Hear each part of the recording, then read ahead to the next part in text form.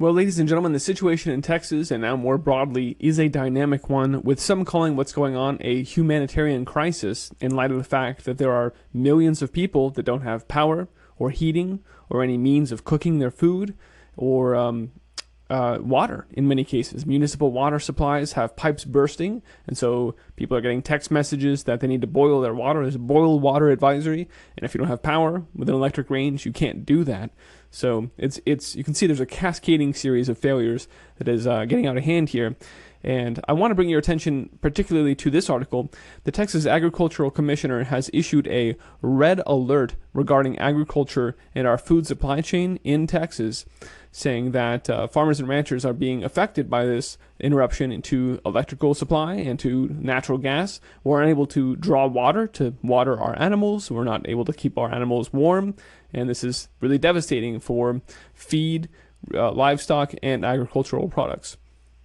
Not to mention the oil and gas wells that are frozen up. So lots of stuff to talk about. I'm Christian, and this is the Ice Age Farmer broadcast. And of course, ERCOT has put out warnings today that the blackouts will continue for an indeterminate amount of time.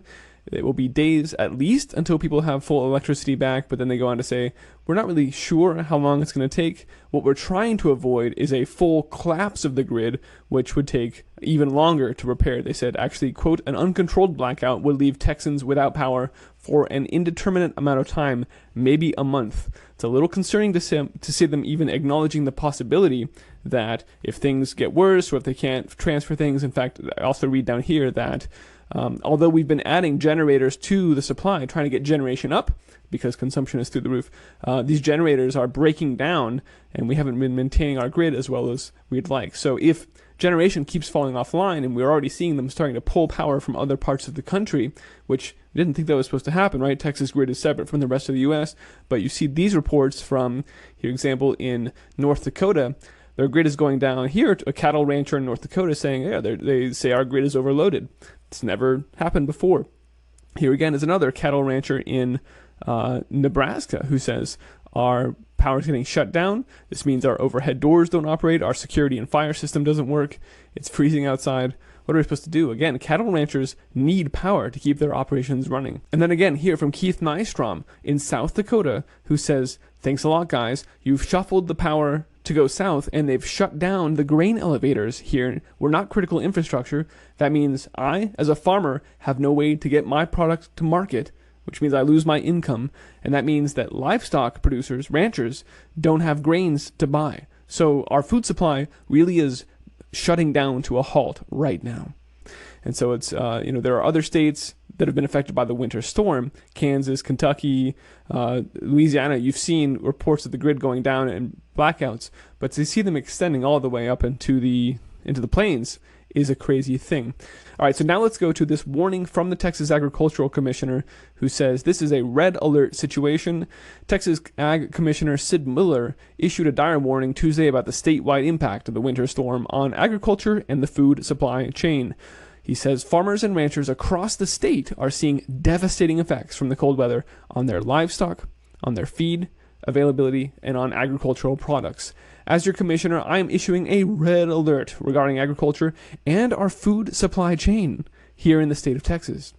I'm getting calls from farmers and ranchers across the state reporting that the interruptions in both electricity and natural gas are having a devastating effect on their operations. In just one example, dairy operators are dumping $8 million worth of milk down the drains every day. Right? Remember this happening last year during the pandemic. Well, it's happening now on a grand scale across Texas and everywhere these blackouts are taking place. Because the plants that process the milk don't have power. Grocery stores are already unable to get shipments of dairy products, and even more broadly, store shelves are empty beyond that. We are looking at a food supply chain problem like we've never seen before, even with COVID. Okay, it's getting even worse. In fact, one other aspect of this supply chain that I thought was interesting was Walmart closing hundreds of stores, including those all the way from Oregon to Florida. So it seems like even more broadly than just the immediate effects of the storm, 628 stores closed. But what I thought was interesting was they actually created this application where you can go and check on the status of your local Walmart to see if it's open or not. So this is, it's a great idea. It's a nifty little thing, but it is also a demarcation point. We are now to the point where you need to go find out from Walmart when you can come get supplies. When is the supply chain available to you? Now you check. Do I have a green light? Can I go get food right now? This is unthinkable previously, but now you're being trained to check. Can I, is now a good time? Can I go get food today or not? Yep, just check the map. Welcome to the grand solar minimum. All right, so here is a media report that verifies what I've heard from contacts on the ground in Texas, that yes, that they were asked to boil their water, which of course puts additional strain on the power grid when everyone fires up their electric range to try and boil water so that they can get drinking water. You should have water supplies on hand at all times.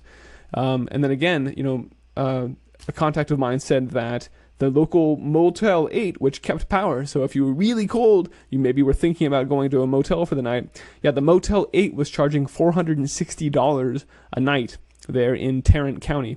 And this report, which is actually from Austin, Tarrant County is Fort Worth, says the same thing, that Texas were complaining about possible, yes, definite price gouging at hotels during this winter storm.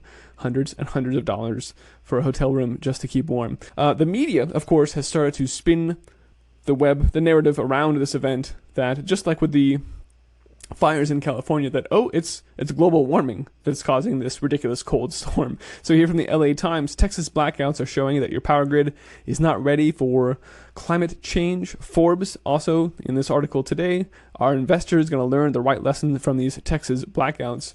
Can we invest in microgrids and all the things we want to for Agenda 2030? Can we problem reaction solution our way in here, socially engineer you? Are the floggings working? The floggings will continue until you submit to our new normal, right? They actually say, quote, first of all, global warming should be called global weirding.